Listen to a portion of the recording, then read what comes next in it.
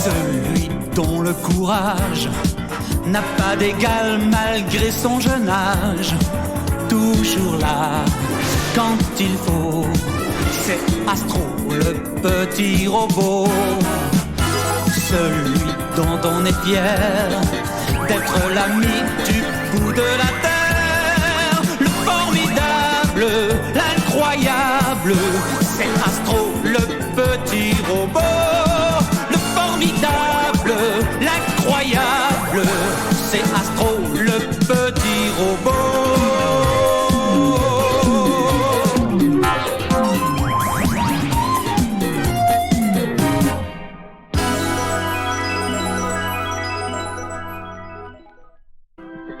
Bonjour. L'histoire que je vais vous raconter aujourd'hui se passe dans le futur. Nous sommes en effet au XXIe siècle.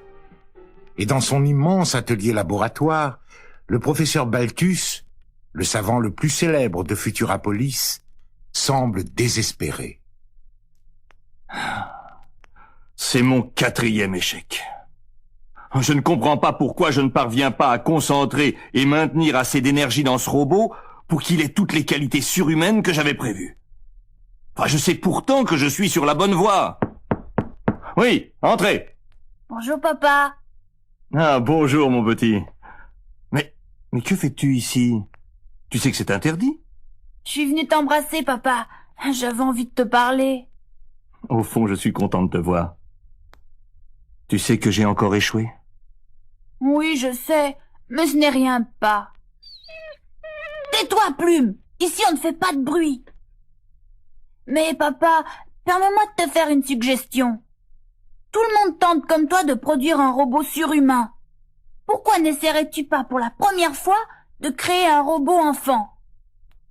Avec les mêmes sources d'énergie, tu serais peut-être sûr de réussir. Personne n'en a jamais fait l'expérience. Un robot enfant? Ma foi, ça n'est pas une mauvaise idée. Je n'y avais jamais pensé. Voyons, il me suffirait de repartir de mon concept numéro 5 et de tout adapter. Ah, merci Thomas, merci. Et rentre à la maison. Ah non, tu ne peux pas rester ici. Allez, va mon petit. Un peu déçu, mais toujours obéissant, Thomas, suivi de son petit chien Plume, quitte le laboratoire. Il est fier d'avoir aidé son papa, mais il a l'esprit distrait par ce merveilleux projet.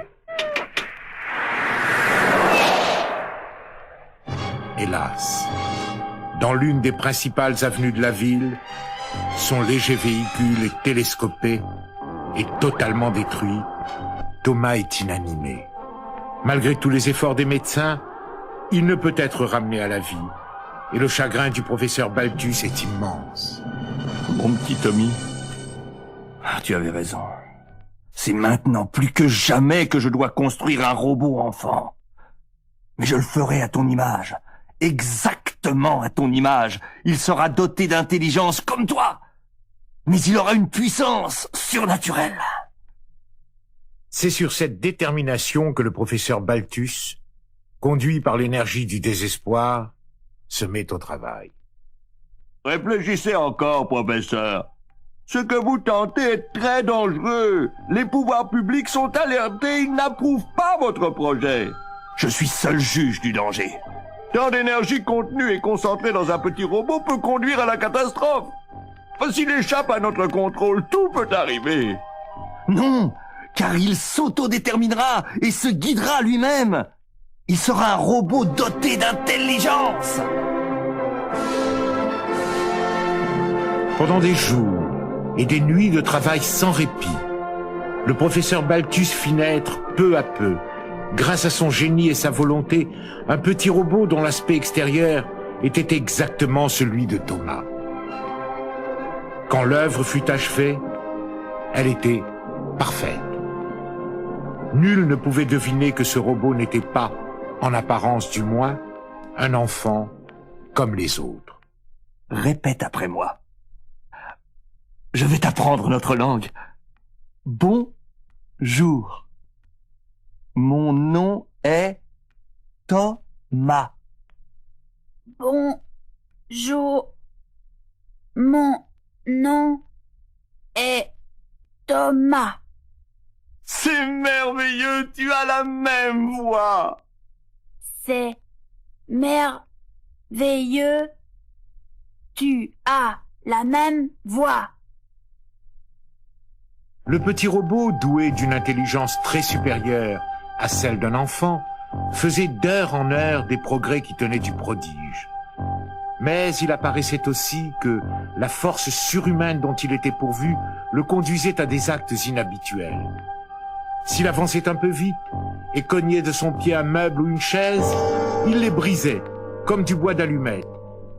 Et lorsqu'il apprit à manger, il pulvérisa sa fourchette entre ses doigts, sitôt qu'il s'en saisit. Rien ne résistait à cette force surnaturelle qui se dégageait de chacun de ses gestes. Tu dois maîtriser ta puissance, mon enfant, et ne l'utiliser qu'avec ta volonté. Contrôle tes gestes. Ne laisse pas paraître le secret de ton origine. Tu dois rester pour tous un petit garçon comme les autres. Tiens, regarde. Allons, Plume, dis bonjour à Tommy. Allez, donne la patte. C'est merveilleux, on croirait qu'il te reconnaît. Le petit robot était tellement semblable à un enfant qu'il en avait aussi les défauts. Trompant à un moment l'attention du professeur Balthus, il quitta la maison pour aller se promener seul dans la ville. Par la fenêtre, il avait aperçu les rues, les parcs, les monorails qui surplombaient les avenues, les aéroglisseurs qui sillonnaient les grandes artères, et il était émerveillé. Mais où est-il passé? J'ai l'impression qu'un des systèmes électroniques s'est détérioré. Je vous avais bien dit, professeur, qu'il nous causerait des ennuis. Il faut s'attendre au pire. Si nous le rattrapons, il faudra le neutraliser et le démonter. Jamais. Jamais je ne ferai cela. C'est le seul souvenir vivant de mon petit garçon. Attiré par le parc, qui s'étendait non loin de la maison, Tommy, le petit robot, se mit à parcourir les allées, et il ne tarda pas à rencontrer d'autres enfants. Salut. Tu veux jouer avec nous? Oh là là, il m'a lancé un regard qui m'a fait peur. Oh, c'est vrai ça. Éloignons-nous. Il est bizarre. Tommy vit les deux enfants s'écarter de lui. Il était un peu peiné de leur attitude, mais les deux mains dans les poches, il se dirigea vers le mur d'enceinte du parc et sans effort, le traversa de part en part, laissant au milieu des pierres disjointes la marque de son passage. Tous les passants et les deux enfants restèrent médusés.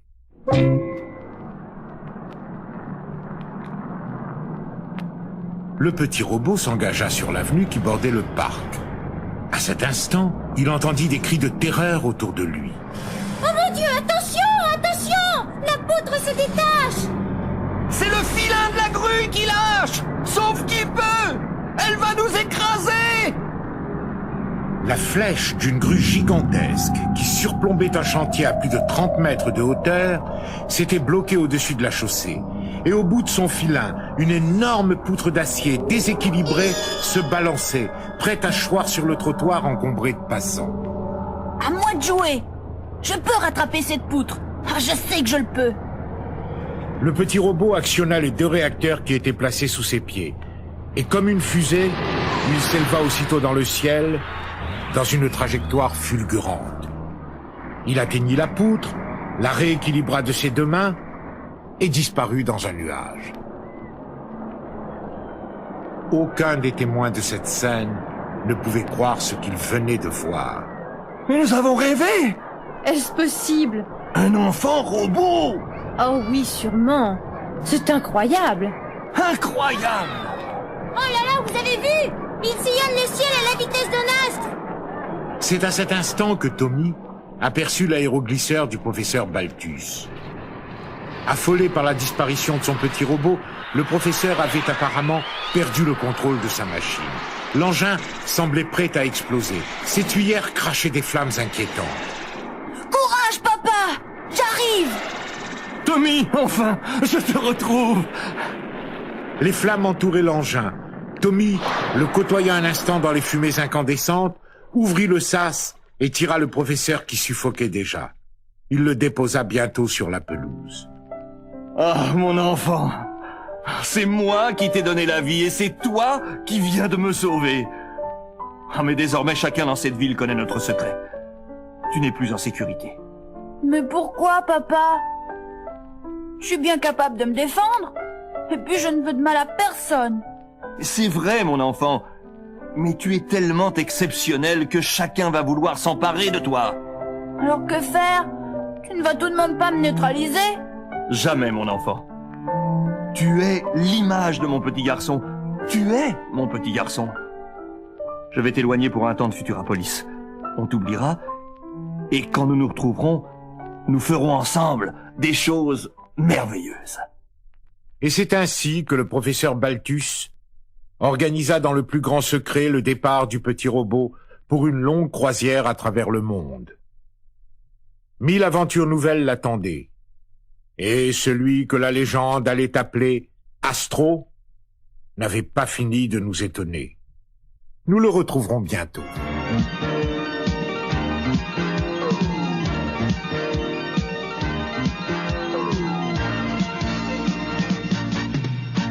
Si un jour nous arrivait Astro, généreux toujours là quand il faut, si le vrai triomphait du faux, que le monde serait beau.